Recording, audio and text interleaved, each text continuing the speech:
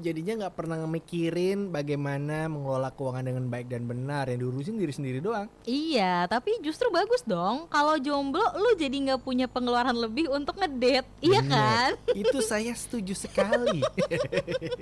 Jadi yang dipikirin ya ini apa namanya kesenangan sendiri aja. Contoh nih ya, misalnya kalau misalnya malam minggu aja kita harus nonton, lo harus mikirin bensin ya, buat jemput. Iya, Setelah itu harus nonton, beli tiket. beli tiket, Iya beli kan? makannya. Nah, apalagi makanan di bioskop lu tahu harganya mahal kan? Iya. Menyelundupkan makanan juga susah Betul. sekarang. Pulang dari situ makan lagi biasanya. Iya.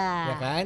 Terus bayar parkir. Bayar parkir. Iya Terus kan? habis itu kalau diminta dibeliin tas, dibeliin ribet ya. Lu pacarannya sama ini sih, Sosialita. cewek-cewek sosialitas sih. Jadinya repot ya. Tapi ya sahabat kreatif, kayaknya memang kita harus mulai belajar deh gimana caranya untuk bisa mengatur keuangan dengan baik dan benar. Walaupun mungkin kamu belum punya pemasukan sendiri ya, belum gajian, belum ngerasain kerja dan punya uang sendiri, tapi paling nggak bisa ngatur nih. Udah dapat uang jajan kan dari mama dari papa, dapat uang jajannya misalnya mingguan atau bulanan. Ini gimana cara ngaturnya supaya sampai akhir bulan nanti kamu tetap bisa bertahan sahabat kreatif. Dan akhirnya ini bisa buat pelajaran gimana nanti besok kalau misalnya udah dapat gaji beneran, supaya gajiannya nggak numpang lewat. Nah, coba kita ngobrol-ngobrol sekarang barengan sama Bang Iqbal Hansen Ihsan AMD AFA. Wow, panjang sekali ya. Kita Iya. panggilnya Kak Hansen aja. Oke, Oke, halo, halo, selamat Kak. pagi Kak.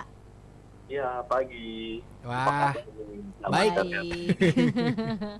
Kak Hansen lagi di mana sekarang? Di rumah atau di kantor atau di jalan? Saya masih di rumah nih. Masih di sebentar rumah. lagi baru mau jalan. Oke.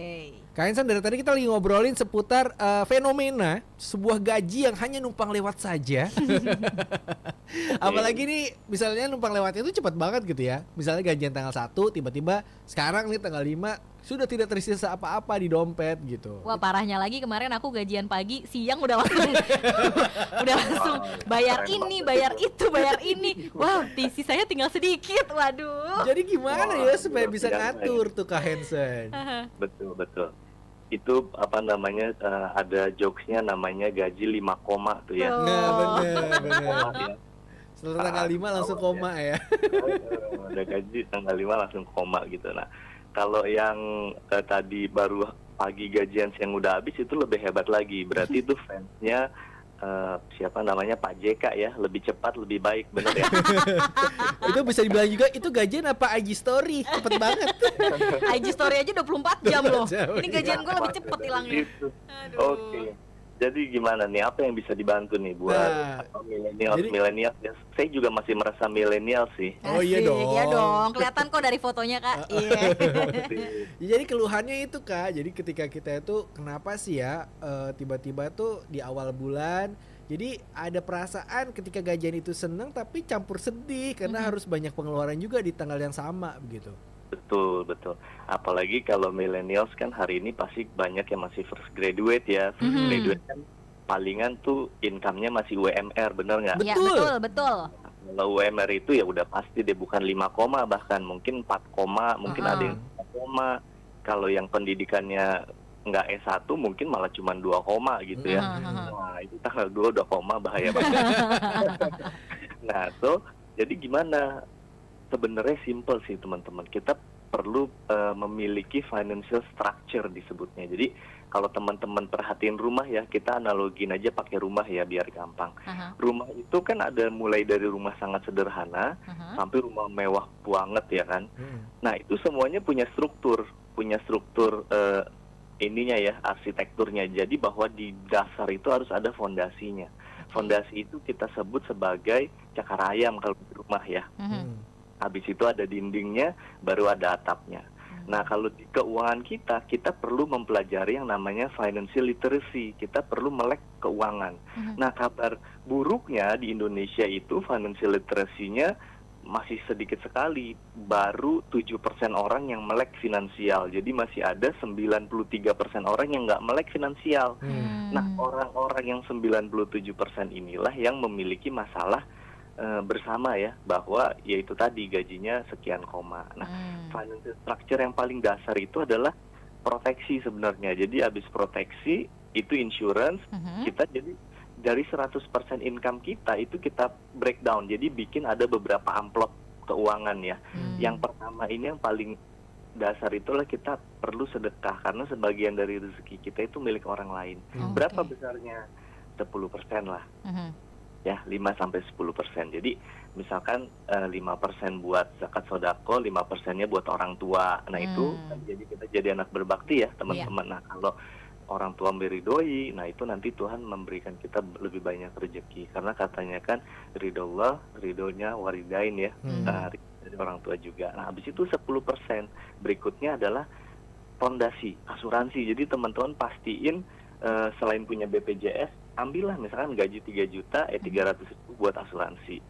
4 juta ya 400.000 ya, gaji 10 juta 1 juta masukin. Jadi itu kita perlu gradually. Nah yang berikutnya adalah investasi. Jadi teman-teman nggak mau kan, nggak punya dana darurat, nggak punya dana simpanan. Nah 10% ini investasi, entah emas batangan ya kan, atau kita beli properti, atau kita beli saham. Sekarang banyak tuh, download aja di Play Store itu banyak aplikasi saham. Nah itu bisa beli saham mulai dari murah-murah kok gitu.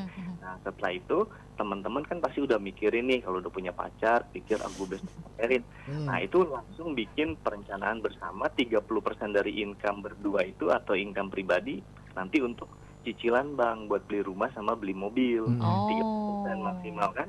Nah baru 40% sisanya baru teman-teman pakai untuk biaya hidup, itu yang boleh dihabisin.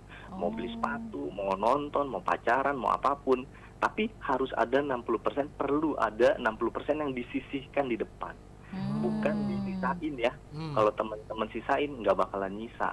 Kebalik ya. Ya. Jadi konsep menabung itu bukan sisa, tapi sisihkan. Jadi perlu punya kedisiplinan diri untuk dari awal kita punya begitu. Karena kalau teman-teman punya teman-teman yang senior di kantor, tanya di sama dia yang udah 10 tahun kerja, udah 15 tahun, udah 20 tahun, tanya, Pak punya tabungan nggak? Itu 97% orang bilang nggak punya.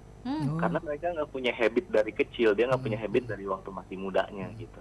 Tapi kalau teman-teman udah mulai punya habit, udah diposin berapapun nanti income teman-teman. Misalkan saya doain one day jadi direktur utama ya 100-200 juta. Nah itu bisa punya tabungan juga. Karena tapi kalau nggak punya disiplin yang benar, walaupun dia jadi direktur utama nanti, itu teman-teman income 100-200 hilang aja begitu, nguap entah kemana gitu. Jadi perlu disisihkan di awal dulu teman-teman. Jadi itu sederhananya itu 40% paling yang bisa digunakan untuk sehari-hari 40% aja gitu ya? Iya. Nah jadi jangan kebanyakan gaya ya. Betul. Nah itu dia. Lihat handphone mau beli itu. Iya kemarin juga aku sempat lihat nih Kak di sosmed ada juga yang bilang kenapa gaji kita udah naik nih misalnya, tapi kok pengeluaran juga bertambah. Harusnya ketika misalnya gaji kita misalnya 3 juta nih, taruhlah misalnya pengeluaran kita 1 juta. Nah ketika gaji kita 5 juta, harusnya pengeluaran kita juga tetap di 1 juta ya? Atau itu harus naik juga mengikuti gaji kita? Nah, tadi proporsional aja. Jadi kita tetap boleh naik lah, karena kan kita mau punya peningkatan kualitas hidup ya. Kita makan di warteg cuma 5.000 pakai telur doang sama kuah sayur kan, bolehlah dinaikin jadi 7.000 gitu misalnya. Jadi tambah 1 lauk lagi. Nggak apa-apa sebenarnya, boleh naik dengan proporsi tadi 10% kita, atau kalau orang Nasrani perpuluhan disebutnya ya. Terus kalau misalkan yang 10%-nya asuransi, 10% investasi, 30% untuk cicilan bank masa depan ya, dan 40%-nya baru biaya hidup gitu, kesenangan, pleasure apa segala macam itu di yang 40%. Nah kalau terus tapi kan anak muda, yang nggak hanya anak muda aja sih, everybody pasti ngerasanya gini, tapi gue kayaknya kok kurang terus gitu ya. Nah kalau kamu kurang terus ya kamu perlu think out of the box. Kalau teman-teman pernah dengar ada saying bilang bahwa 9 dari 10 pintu rezeki adalah perniagaan. Berdagang ya. Nah, jadi kan orang kan banyak yang alergi dagang, alergi jualan, yang merasa terhina dan lain-lain kalau harus ngejual. Itu mindset konslet kita sebutnya. Nah, sebenarnya itu konsletan di otak kamu ya, karena Nabi aja bilang bahwa 9 dari 10 pintu rezeki adalah perniagaan. Dan profesi Nabi itu adalah pedagang, salesman. Gitu kan? Anak muda kan nggak suka sales, tapi coba deh perhatiin ya, antara karyawan yang bajunya rapi sama tukang potong ayam di pasar ya, sama Iya. Megang duit terus ya. mereka kelihatannya sih kurang oke ya, baulah dan lain-lain, tapi kalau dicek rekening banyakan dia loh. Iya benar. Iya benar-benar. Wow. Iya, maksudnya emang ternyata tuh selama ini pikiran kita tuh salah gitu. Iya. Bener yang Kak Hansen tadi bilang bahwa Konslet.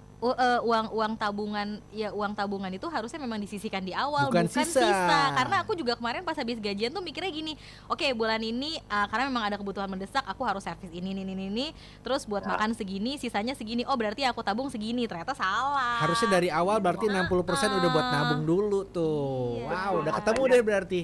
Betul, makanya teman-teman kalau apa namanya perhatiin deh, boleh googling ya, nggak usah percaya saya, googling aja. Negara-negara maju itu mereka bikinin financial planning buat warga negaranya. Makanya potongan pajaknya itu 60%. Wah. Negara-negara di Eropa itu dia bisa potong pajak gede banget karena dia tahu orang kita itu nggak bisa tuh disuruh-suruh lu financial planning pribadi ya, nggak bisa. Jadi Iya, dipaksa sama pemerintah langsung potong, udah pokoknya lu tahu beres, besok tua gua cover, besok anak lu beranak gua cover, gelandangan gua kasih gaji gitu. Wah. Seru. Aduh, tapi karena waktu kita terbatas nih, jadi mungkin buat sahabat kreatif Yang yang pengen mau tanya-tanya, tanya-tanya bisa langsung aja ke Instagramnya Kak Hansen ya. Ya, nanti DM aja, nanti saya reply pasti ya Itu teman-teman. Iqbal _ Hansen _ Iksan ya.